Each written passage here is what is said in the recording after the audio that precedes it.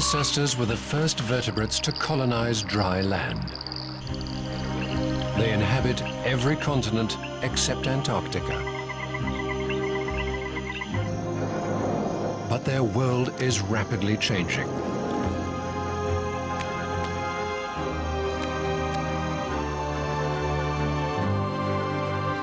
"20 species call this city home.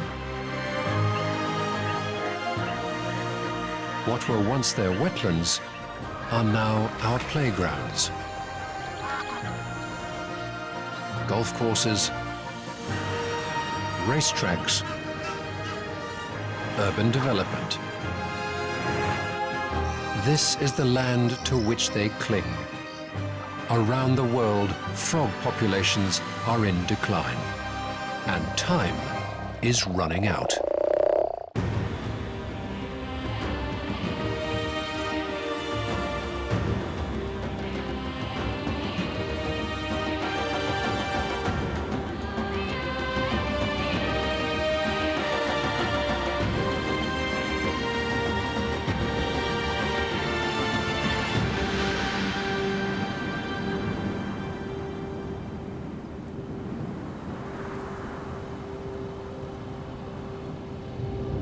It's late August in Cape Town, on the southwestern tip of Africa. This is the winter rainy season. Clouds gathering over Table Mountain herald a coming storm. The promise of rain is a signal for one of the city's most threatened inhabitants to move.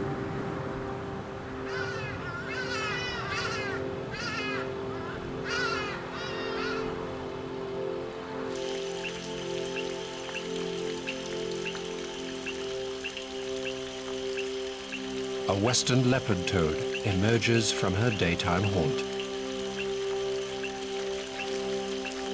She's not alone. Another appears from a pile of firewood.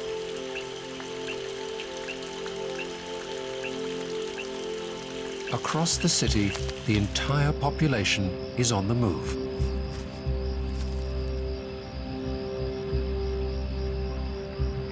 These striking toads are explosive breeders. But they only have a limited 2-week window in which to mate. So tonight, everyone's heading to their nearest pond to get a piece of the action.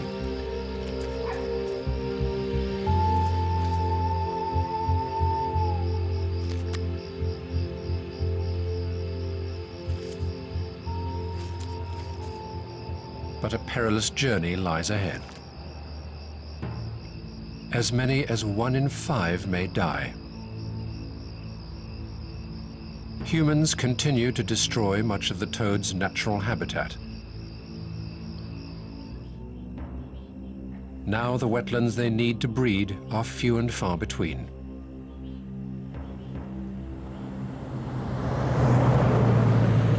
The roads they must cross teem with vehicles. When cars meet frogs, there's only one winner.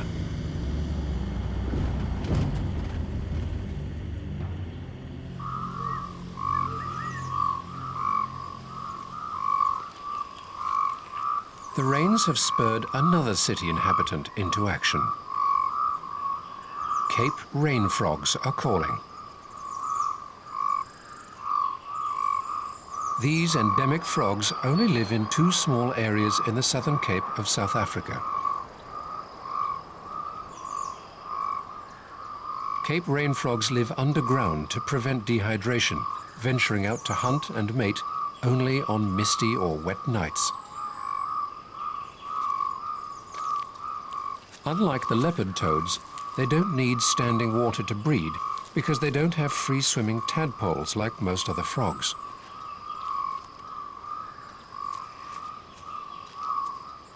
They can't even swim properly.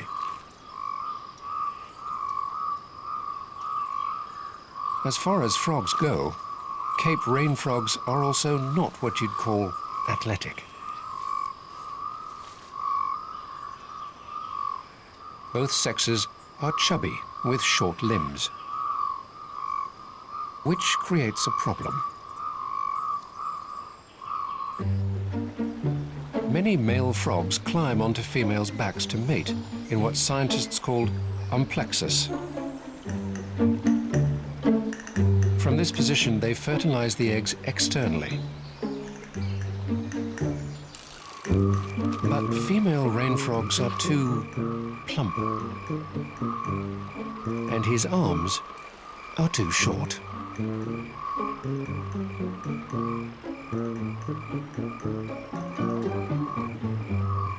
So to overcome the challenge, they both secrete a special glue onto their skin, allowing the male to stick to the female's back.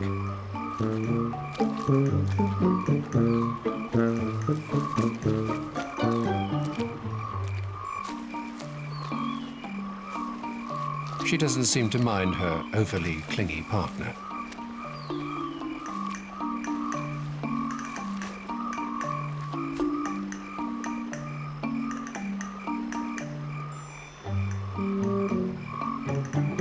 Despite the night's exertions, she's still got other appetites.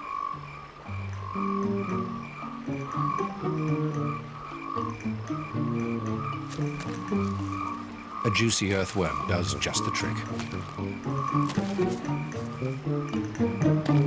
Nothing like a little romance to fuel your hunger.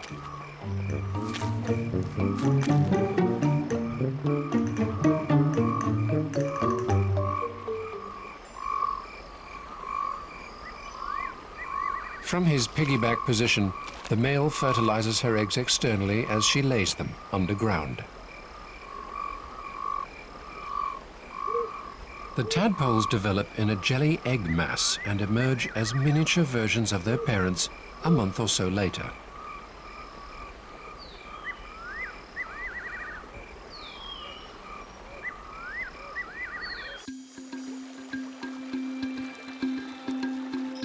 Frogs are amphibians, an ancient group of animals descended from the first vertebrates to venture out of the water 400 million years ago.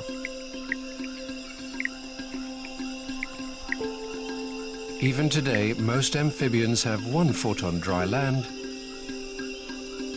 and the other in water. While they're able to live and breathe in air, most lay their eggs in standing water, where they hatch into tadpoles. In some species, these are decidedly fish-like. The earliest known frogs evolved during the reign of the dinosaurs in the early Jurassic, 200 million years ago.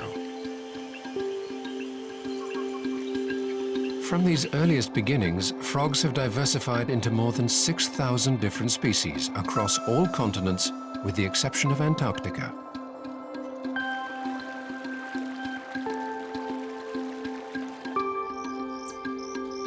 Frogs occur in all shapes and colors.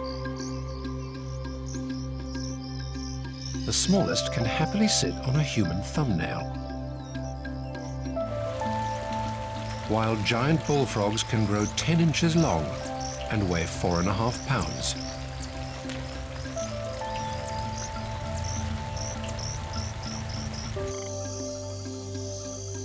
Large warty frogs tend to be called toads. But this is confusing because using the terms frogs and toads is like saying birds and eagles. All toads are frogs. This habit dates from Victorian times. The UK only has 6 species of native frogs, 3 of which are in the toad family. Because of this, the superfluous habit developed of referring to toads and frogs as if they were distinct.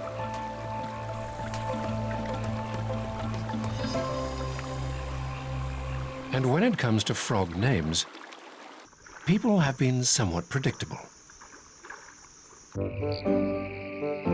The microfrog is tiny. Giant bullfrogs are massive. The rain frog comes out in the rain. Clicking stream frogs click. And shovel-nosed frogs have an unfortunately proportioned schnoz.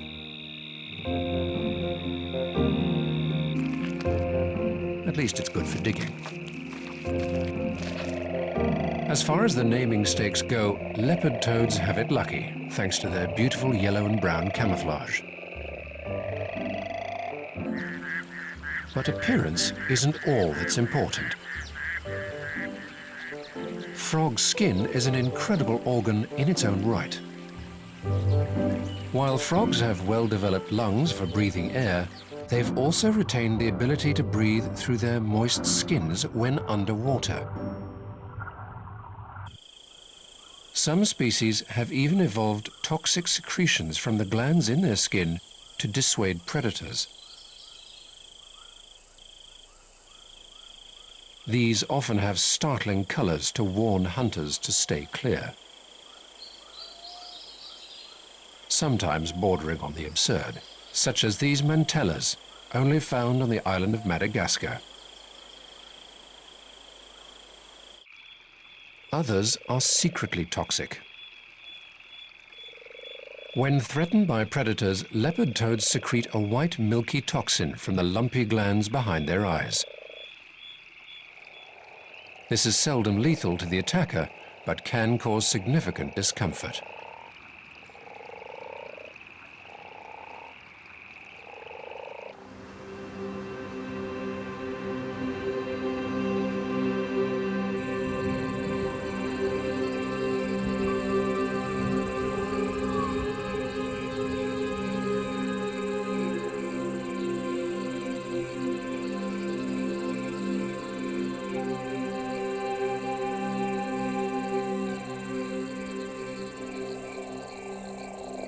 Back in the suburbs of Cape Town, the male leopard toads have gathered at the ponds.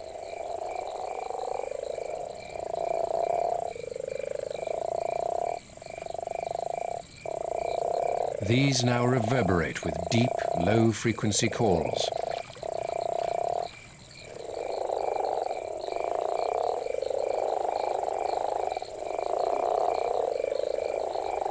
Casanovas calling for their lovers.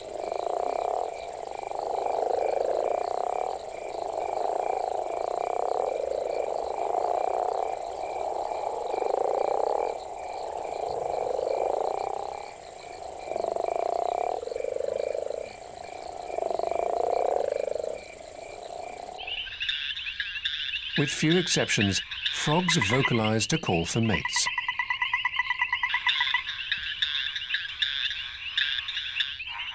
Vibrating vocal cords make the sound, which is then amplified by the special balloon-like pouch on the throat.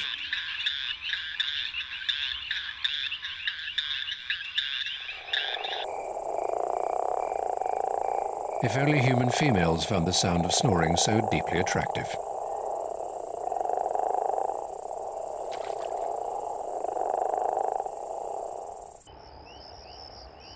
Emerging from urban gardens, the female leopard toads all have one thing on their mind. Hopping out of the undergrowth, they're following their instincts.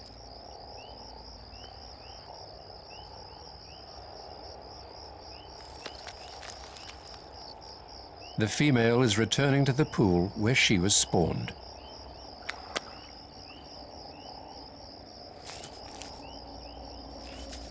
Year in and year out, her routine doesn't change.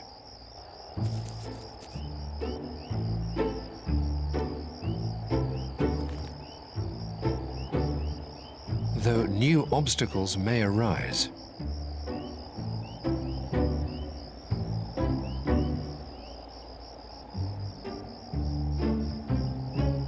but this cat has encountered toads before and knows better than to take a bite.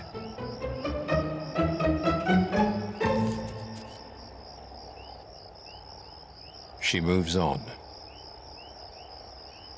Having survived the cat, she now makes a crucial error. swimming pools are giant traps from which there is no escape.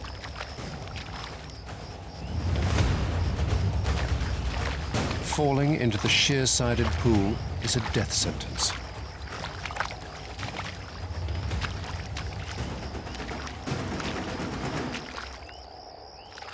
Unable to escape, she'll soon tire and drown.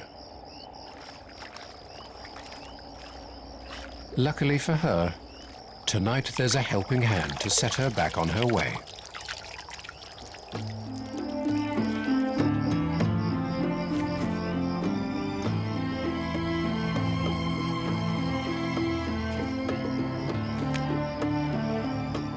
She moves through the driveway and towards the gate.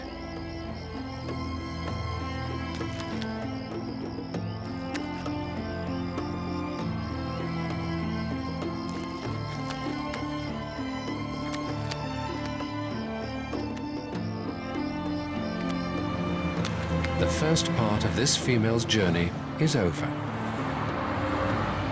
But this is only the end of the beginning.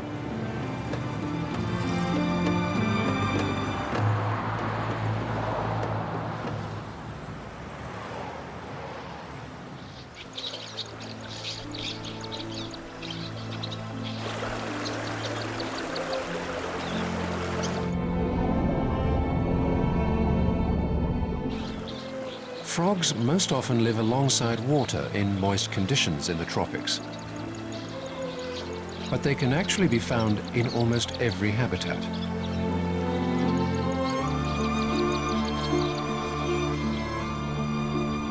The last place you'd expect to find a frog is the desert coastline of South Africa.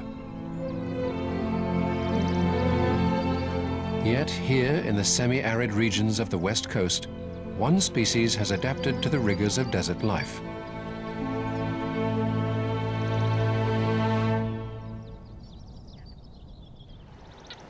As night approaches, barking geckos serenade the sunset. Reptiles such as this seem right at home here. So is the surprisingly hardy desert rain frog. Like his relatives further south, these frogs also are not athletic. And like the Cape rain frogs, they're capable of living and breeding in the absence of standing water.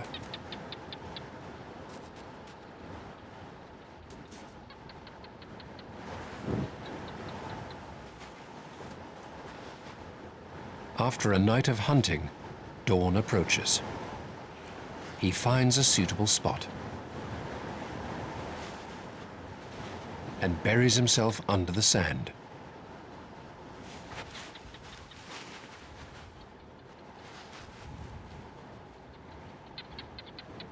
He'll stay here all day, cool and damp and safe from the baking heat of the desert sun.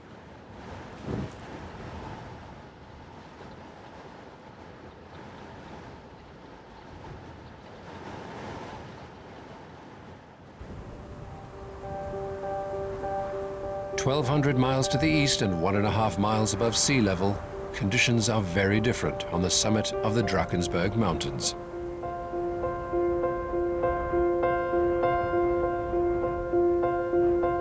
Here, rivers surge off the sheer slopes. And winter temperatures drop way below freezing. Streams ice up.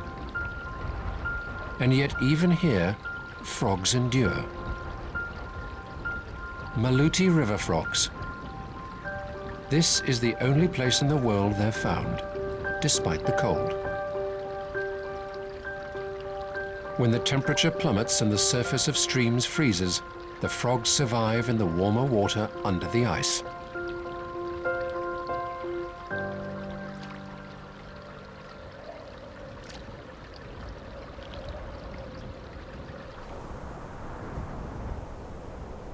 Up here, sunshine can also cause a problem. Harmful UV radiation at high altitudes is intense. To counter this, these frogs effectively wear sunglasses. A growth called an umbraculum covers part of the eye, protecting the retina inside.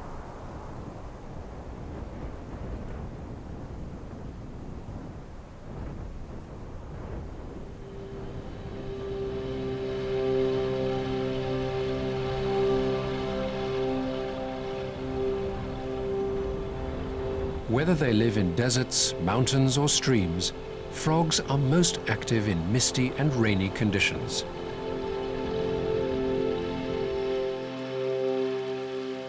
On the mountains skirting Cape Town, Rose's mountain toadlets are also breeding. The small mountain pools are full of eggs and tadpoles.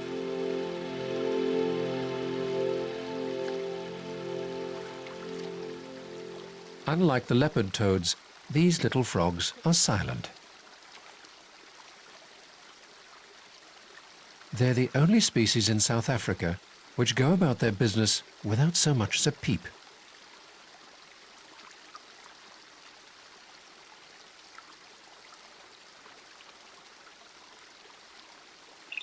At the mountain's feet, hundreds of flat, dainty frog couples are locked in loving embrace.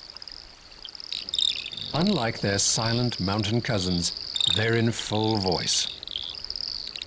It's early in the evening, and the females haven't started to lay yet.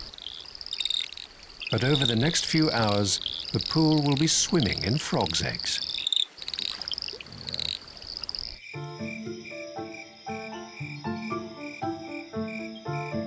Frogs' eggs are good food for fish and even insects.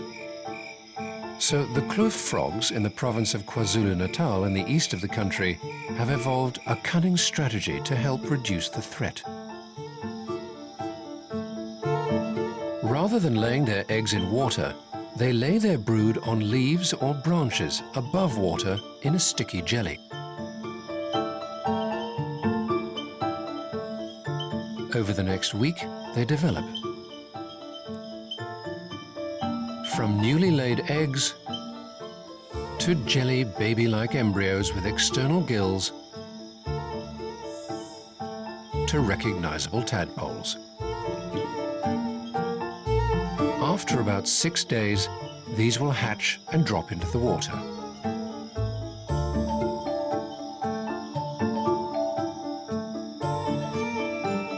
But this individual's nest has a problem. The branch has fallen into the stream, and the predators are at the ready. Water scorpions, named for their superficial resemblance to their terrestrial namesakes. But they're insects, not arachnids, and are more closely related to aphids.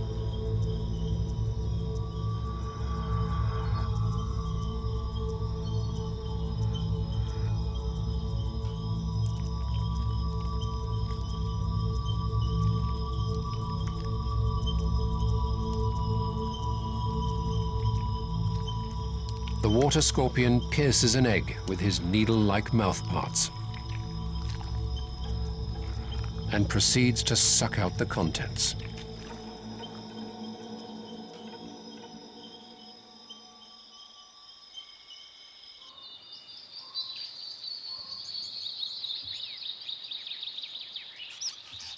Frogs are not the only group of animals breeding. A colony of weaver birds is also busy with its own preparations for the coming season. Males busily advertise their woven creations, hoping to win the affections of a female. They're a noisy bunch. So too are the frogs below. While most frogs prefer to romance their partners in the dark, these raucous toads are more audacious. They breed day or night.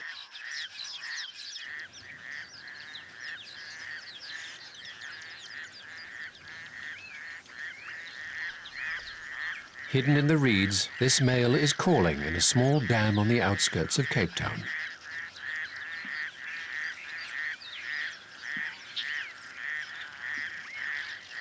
But he's not alone. The shallows are full of couples.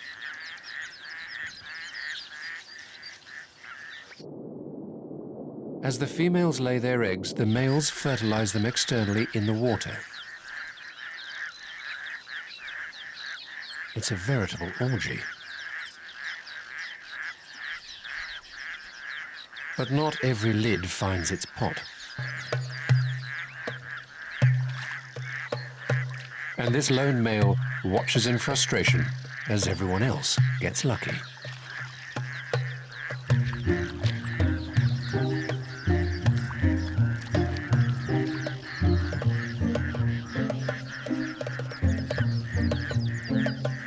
Maybe tomorrow will be his day, or he'll have to wait another year to get his shot.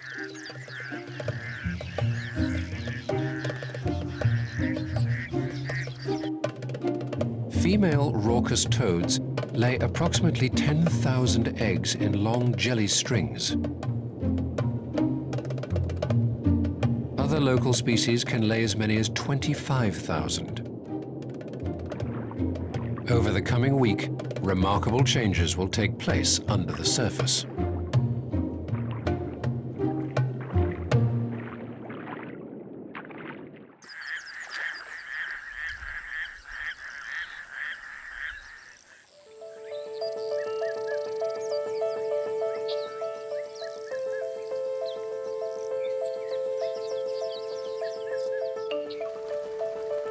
Throughout history, frogs have played an important role in human mystery and legend.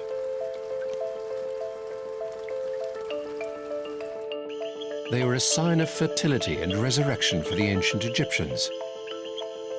And so frogs were folded into the bandages used to wrap mummies.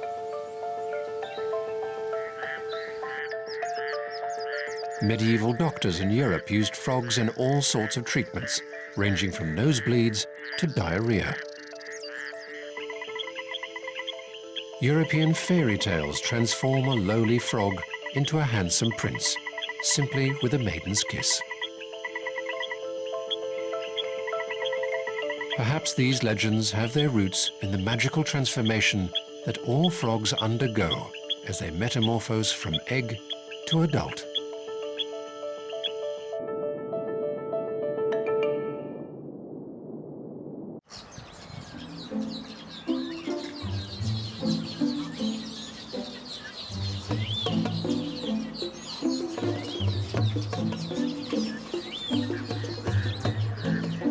Frogs that lay their eggs in water tend to hide them among the plants on the edges of ponds and streams to reduce their chance of getting eaten by fish. When they hatch, they emerge looking nothing like their adults.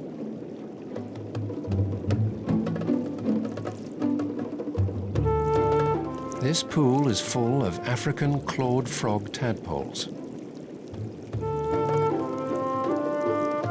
For all the world, they look like fish. They breathe with gills and are herbivores with a long intestine. This species filters food from the water. As they grow, they undergo dramatic changes. Their intestine shortens and changes from being suited to a predominantly herbivorous diet to an adult one that's carnivorous. Little mouths grow into wide, bony mouths. Gills give way to lungs. Legs slowly appear. Tails shrink. And the eyes grow big and bulbous, all in preparation for the water-land duality that is their adult life.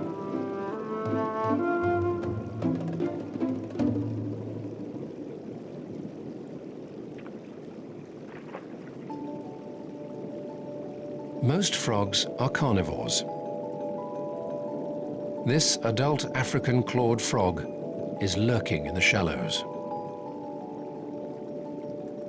He enjoys a varied diet, ranging from fish to other frogs, and even plankton, and spends most of his time in the water. Well-developed webbed hind feet help him swim. He can see the plankton in the water, but relies more on his sense of smell to pick off the minuscule crustaceans.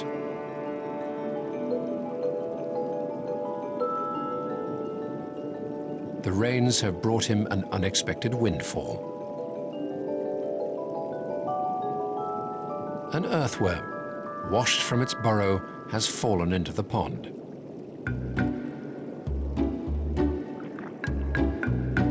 It's a sizable meal.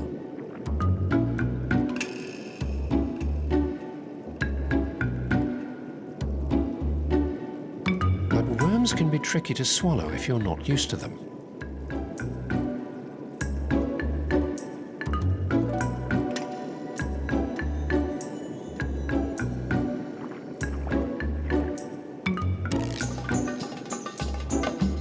Eventually, he's successful, and he returns to his lair to digest his meal.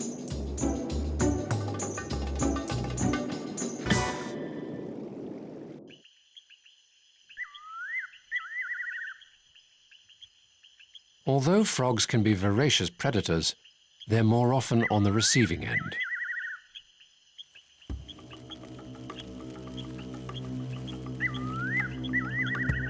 A brown water snake is on the prowl.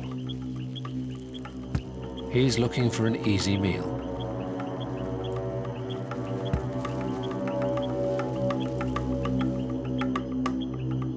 And frogs are definitely on his menu.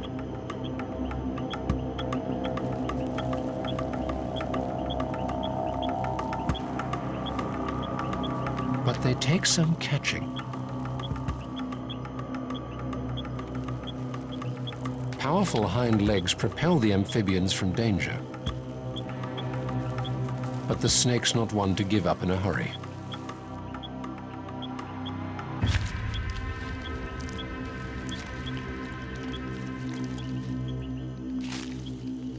Success.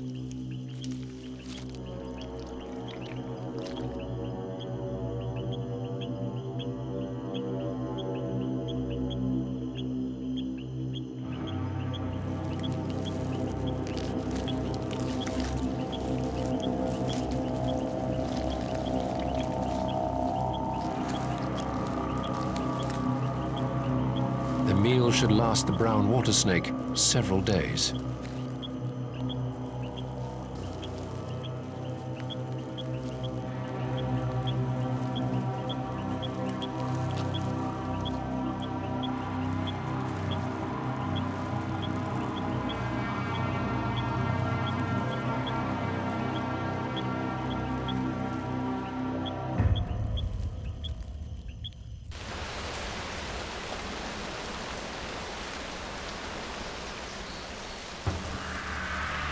A green water snake is also looking for his share of the spoils.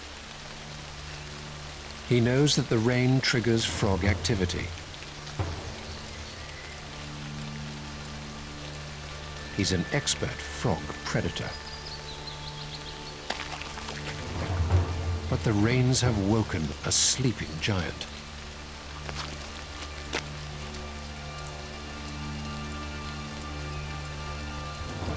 A giant bullfrog emerges from his underground burrow. He's spent the dry season estivating, or lying dormant underground. His long 5-month sleep has left him hungry. So the first thing on his agenda is food.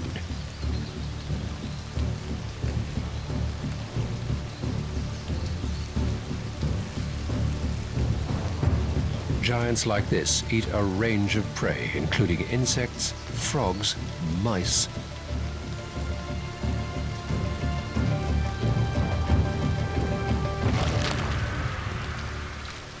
and and even snakes.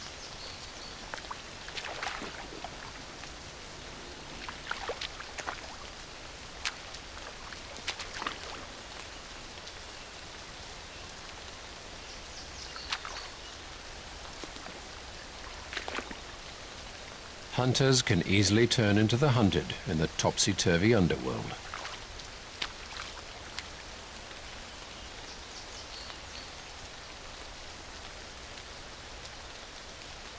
With his appetite sated, the bullfrog can now turn to other pressing matters.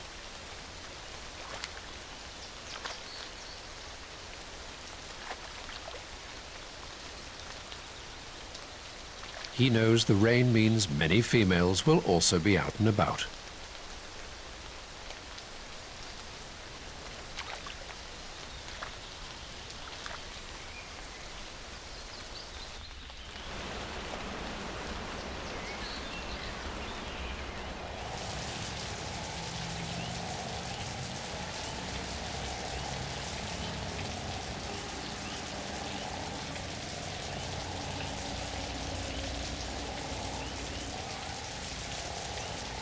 Back in the city, the female leopard toad is still on the move, drawn by her crooning suitors.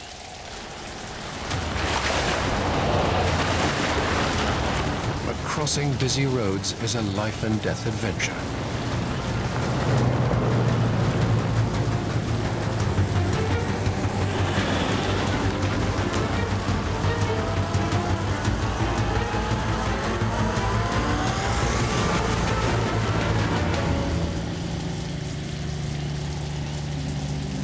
Many of the others don't make it. Despite the danger, the females have no choice.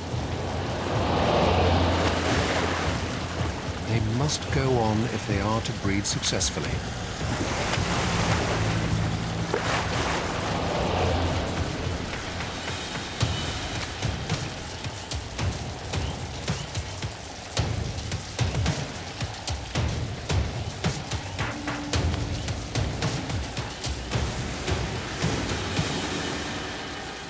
She makes it.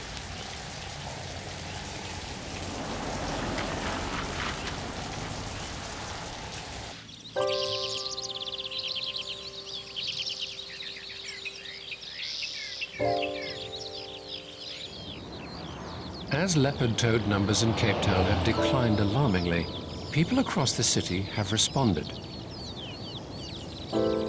Signs warn motorists to be on the lookout for toads.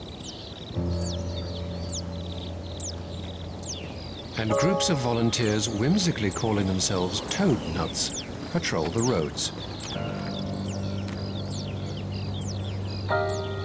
They lay temporary toad fences along busy thoroughfares, channeling toads into traps so they can gather them up and release them safely.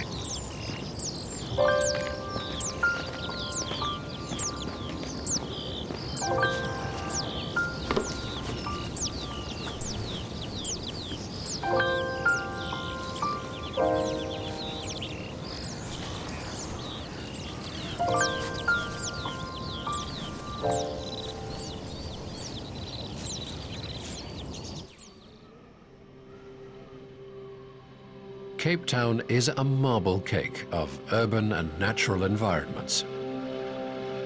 Table Mountain National Park stands proud as the green heart of one of the world's most beautiful cities.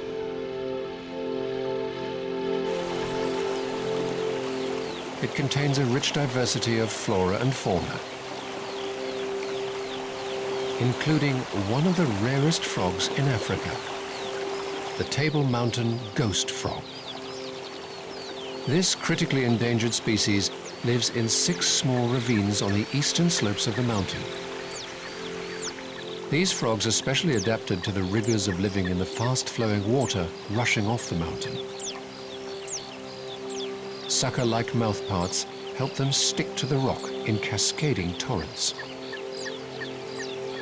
They only live here, on the slopes of Table Mountain, which makes them extremely vulnerable to any habitat loss.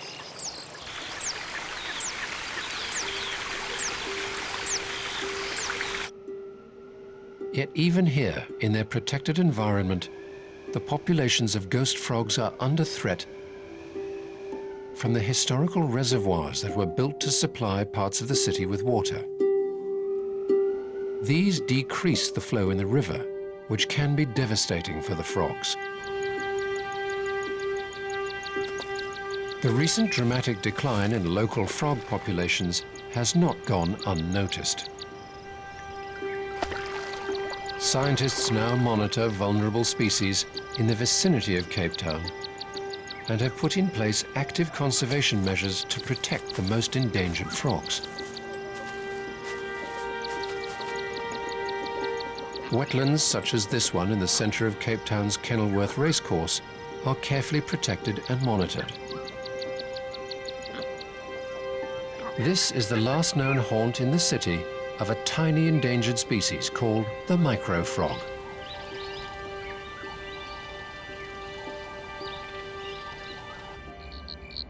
The rest of their wetland homes have been paved over.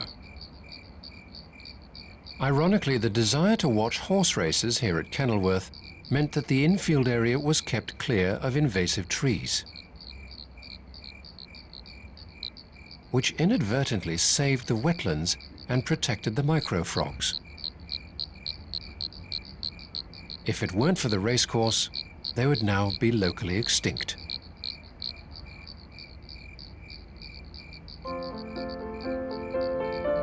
While ghost frogs, micro frogs, and leopard toads are threatened, one of the city's residents has become surprisingly cosmopolitan: the African clawed frog. During the 1930s, scientists realized they could use these frogs for the world's first pregnancy test. Urine from a pregnant woman contains high levels of certain hormones. And if this is injected into a female African clawed frog, it triggers the frog to spawn, clearly indicating that the woman is pregnant. Once this was discovered, African clawed frogs were bred and transported around the world. They also became popular pets.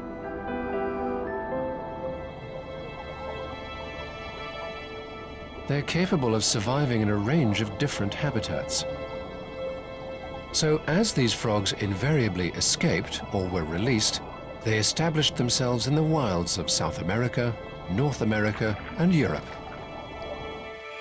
And in their home country, these native frogs have invaded new habitats.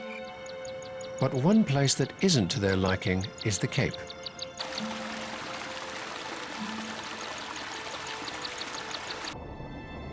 The waters here are darker and more acidic, bad for African clawed frogs, but good for Cape platanas.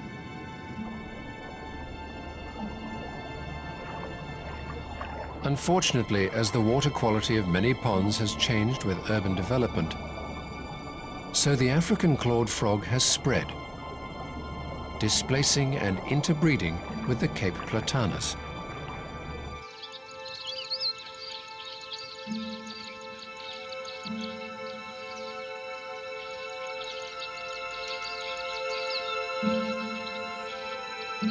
This species is now extremely threatened, and few places with pure populations remain. Scientists regularly monitor the frogs.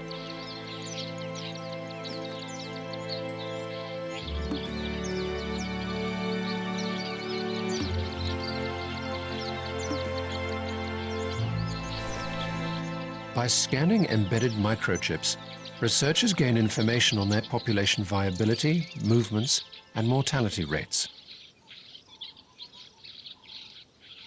It also allows them to check for unwanted African clawed frogs and remove any hybrids. Hopefully, this will help keep the Cape platana species alive.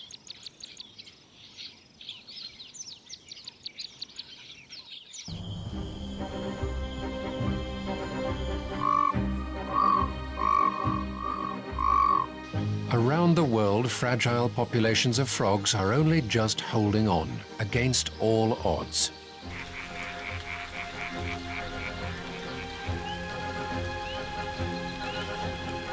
including some of the most flamboyant characters of the natural world.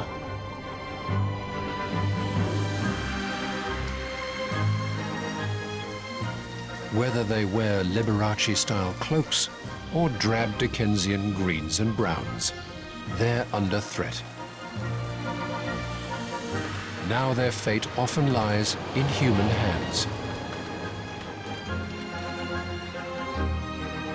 Samaritans that brave the cold and wet to ward off extinction.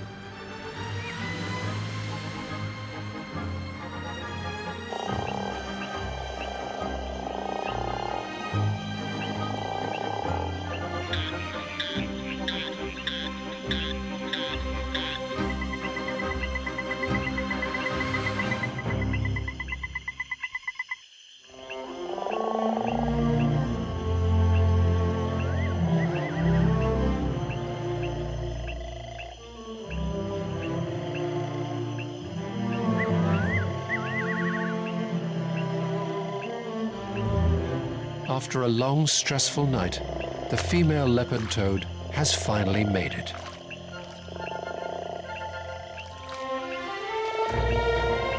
As she enters the water, she joins many others, swimming in search of their singing mates.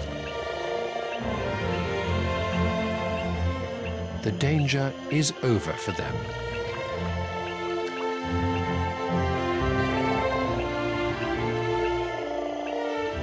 In the coming days, they will find partners and lay thousands of eggs in the water, ensuring that for now, another generation of western leopard toads will emerge.